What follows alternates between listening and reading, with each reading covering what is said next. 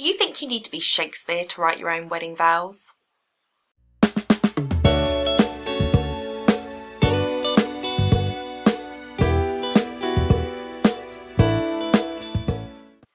Hello my lovelies, my name is Donna and this is toBe TV, the place to be if you want to plan your wedding and create a successful marriage. Hit the subscribe button below and the notification bell and you'll know the next time a video goes live. So this week we're talking about wedding vows. So firstly I wanted to jump into what wedding vows are. So these are the promises that you make to your partner in front of your friends and family on your wedding day.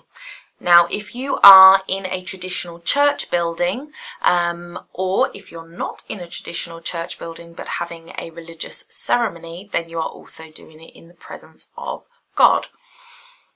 Now, one thing to note is with the traditional vows, there are some very important things. And if you actually sit and read the vows, the traditional wedding vows, you may find that you don't need to write any vows of your own, that you're quite happy with the vows that are presented to you by a minister. So just taking 3 parts of those, I wanted to explain to you how on your wedding day, you're full of love for your partner. Everybody is in love and happy for you. Everybody is there for you. After the wedding day, it's very, very different. Real life hits, your friends and family might not live close by, you might not have a very good support network on a day-to-day basis, things go wrong, and the point of your wedding day is to say, I'm going to be with you and I am going to support you whatever happens. So part of it is to say, for richer, for poorer. So if your partner loses his job, loses her job and is out of work for 6 months, what's going to happen? Your finances are going to get tight and you're going to start griping at each other. And I want to urge you to be conscious that the good times and the bad times are equal within a marriage, and you hope for more good times than bad, but the bad times will be there and you need to learn how to cope and fight together for your future together rather than fighting or arguing with each other. So on your wedding day, with the traditional vows, you're going to say for richer or poorer.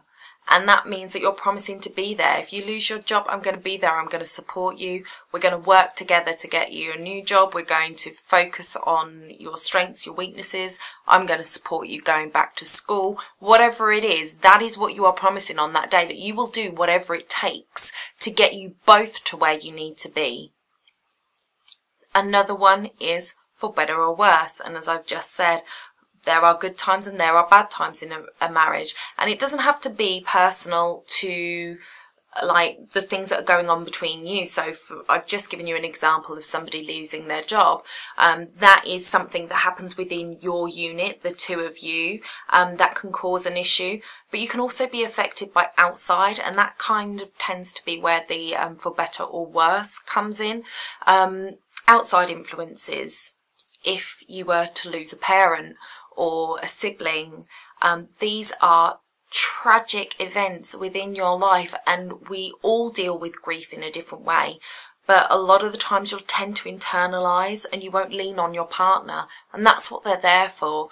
These are never situations that you want to deal with, but you're going to have to deal with them at some point in the future, possibly more than once, and you've got to be there for each other. Even if you don't know how to handle the situation, try and make sure that your partner knows that you're there and that they can talk to you, and you're not necessarily going to know the right things to say, and then usually isn't particularly a right thing to say in those situations, but they need to know that if they need a hug or they need to cry, that you're going to be there and you're just going to support them, and there's going to be no sort of judgment coming their way from you. So they need to feel safe at home, being at their worst, knowing that you're going to love them and love them through it.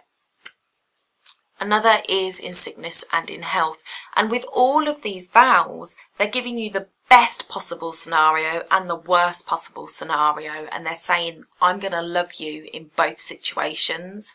So sickness and in health, you know, when you're healthy, when your money's coming in nicely and when everybody's happy around you, marriage is a breeze. You're just going to sail through. And then when that one thing comes, bam, your partner gets a back injury, gets one of those awful diseases I don't really want to talk about. What are you going to do? These are the things, it is those times, the bad health, the worst times, the poorer times. These are the times when you are going to be challenged the most in your marriage. And now those times are when you need to remember your vows more than ever and support your partner through it and be there for them.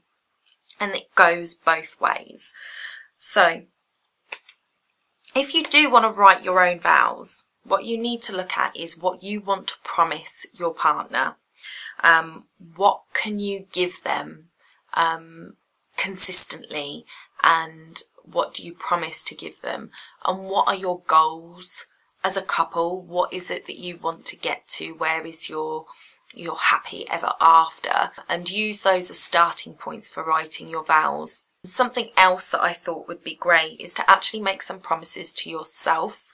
So when you're promising your partner that you're going to love them in these situations, there are going to be pet peeves, irritating habits that can really grate on you, and after time they can really sort of start to put a dent into a relationship. And you really need to sit down and talk to yourself and say, look, through our whole courtship, going old school, they have done that. It's not going to change because we're getting married. I've got to change. I've got to accept that he doesn't know where the washing basket is and the clothes are not going to end up in there, and I am going to have to pick up the clothes off the bedroom floor. That is my thing. And I'm just going to have to accept that that's the thing that I need to do. And I'm going to do it with a smile on my face because I love him, and it's not that big a deal. Equally, I'm not going to take the bins out. So he's going to have to deal with the fact that, you know, I'm not going to nag him to do the bins, but I'm not going to be doing them. So it's going to be something that he has to do. And I don't want to say, you know, it's blue jobs, pink jobs and things like that. You all know that I quite like the traditional roles of male and female within the home. However, those are little gripey things that you just think, oh God, I wish for once that they would do that. I wish for once they would just do that. If they haven't done it yet, if they don't do it on a regular basis now, saying I do is not going to change that. There are just fundamental things that we forget to do, and sort of hardwired programmed into us since we were a kid, that's just the way we do it. You know, if mum always picked up after them, they're not necessarily going to be able to do that change. And you can do things to make it easier for them to be able to do it, but if they don't do it, it's just something you've got to let go.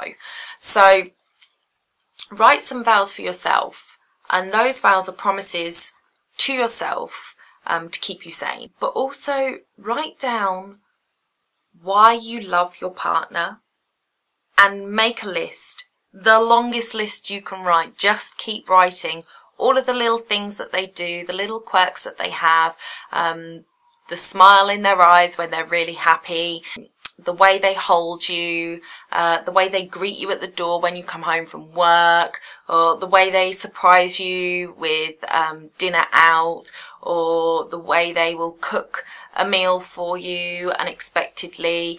All of the little things that they do that you love about them, write them down. These aren't things that you have to read out as part of your vows on your wedding day.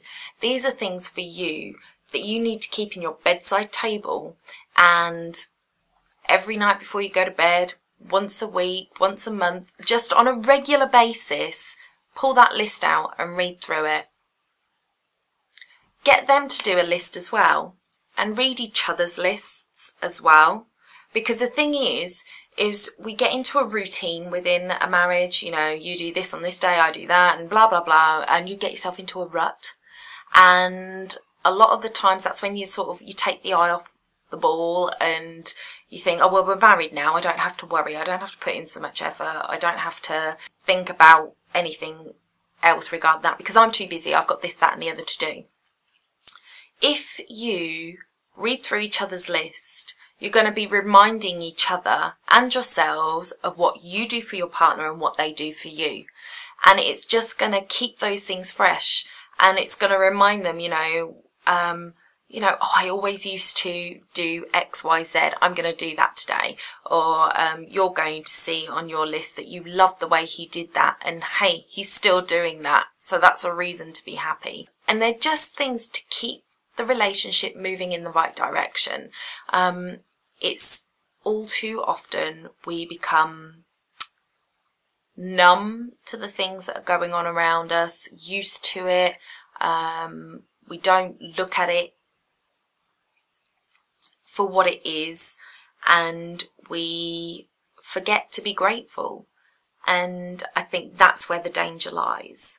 So when you're making your promises on your wedding day, don't just say them then and think, that's it, we're done, I do, we're set. You've got to keep reminding yourself of those promises, and you've got to keep reminding yourself why you love your partner and what they do that makes you happy, and reminding each other of those things so you can keep doing them.